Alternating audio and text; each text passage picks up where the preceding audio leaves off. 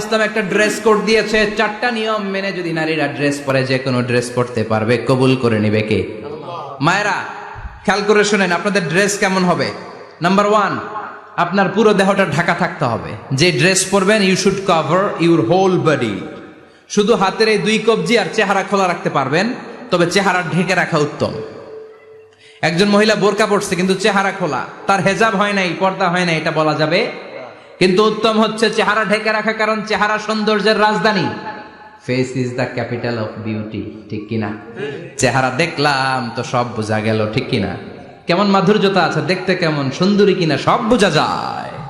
এজন্য চেহারাটাও ঢেকে রাখবেন, চোখটা খোলা রাখবেন। বিশ্বনবীর স্ত্রী উম্মে সালামা বলে, দেখার জন্য আমার 2 চোখের দরকার নাই, লাগবে 1 চোখ। উনি আরেক চোখের মধ্যে আরেক কাপড় দিয়ে রাখতেন, এমনি তাকাইতেন। সাহাবারা বলতেন, উনারে দেখলে আমরা দিতাম দৌড়, ভয় লাগতো। চোখ একটা দেখা যায় আর একটা খোলা, উনারে দেখে আমরা এদিক সেদিক পালিয়ে যেতাম। আবার অনেক মহিলারা পা ঢাকে না, পা কিন্তু পর্দার অন্তর্ভুক্ত। সব সময় মেয়েরা পা মোজা পরে বেরোতে হবে, পা দেখানো যাবে না। হাদিসে এসেছে শুধু হাত এতটুকু, পা কিন্তু পর্দার অন্তর্ভুক্ত। উম্মে সালামা বললেন, ইয়া রাসূলুল্লাহ, আমরা তো হাঁটতে গেলে অনেক সময় পা দেখা যায়। বিষ্ণু বললেন, তাই? তাহলে 1 বিঘত নিচ দিয়ে কাপড় বাড়াও। উম্মে সালামা বললেন, জোরে হাঁটলে তো তারপরও দেখা যাবে। বিষ্ণু বললেন, 1 হাত বাড়াও, ধুলাবালি সহ টানবা, তারপরও পায়ের 1 ইঞ্চি দেখানো যাবে। তাহলে ড্রেস কোডের প্রথম নিয়ম হচ্ছে পুরো দেহ ঢাকবেন।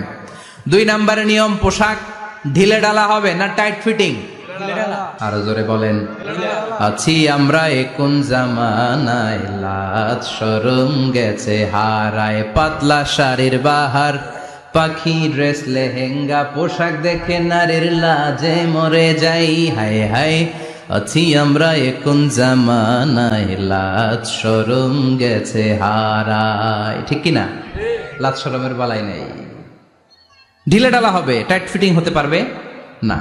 মোটা কাপড়ের হবে, এরকম মোটা হবে, মোটা কাপড়, কিচ্ছু দেখা যায় না, বাইনোকুলার দিয়েও দেখা যাবে না। আবার ঢিলে ঢালা আছে না নাই? আমরা পুরুষরা যে এটা পরি, এটা দিয়ে 3 মহিলার কাপড় হয়, ঠিক কিনা? কাপড় পরতে চায় না তারা, ওদের পোশাক আমরা নিয়ে নিছি। তার মানে ঢিলে ঢালা হবে, মোটা কাপড়ের হবে, টাইট ফিটিং হতে পারবে। আবার পুরুষদের পোশাক হতে পারবে। এই 4টা নিয়ম মেনে যে যেই ধরনের পোশাক পরেন, চাদর পরেন সমস্যা নাই, শাড়ি পরেন সমস্যা নাই, ব্লাউজ পরলে ফুল হাতা পরবেন সমস্যা নাই, মেক্সি পরলেও সমস্যা নাই, বোরকা পরলেও সমস্যা নাই, কিন্তু পোশাকটা শালীন পোশাক হতে হবে। কি পোশাক? সবাই বলেন, শালীন পোশাক। পুরুষদের পোশাক পরা যাবে না, কারণ বিশ্বনবী লানত করেছেন ওই নারীদেরকে, যেই নারীরা পুরুষদের মতো সাজতে চায়। এরকম আছে না নাই? দেখলে বোঝা যায় না কোনটা ছেলে কোনটা মেয়ে, আছে না নাই? এক লোক, একটা গল্প শোনাই আপনাদের। এক লোক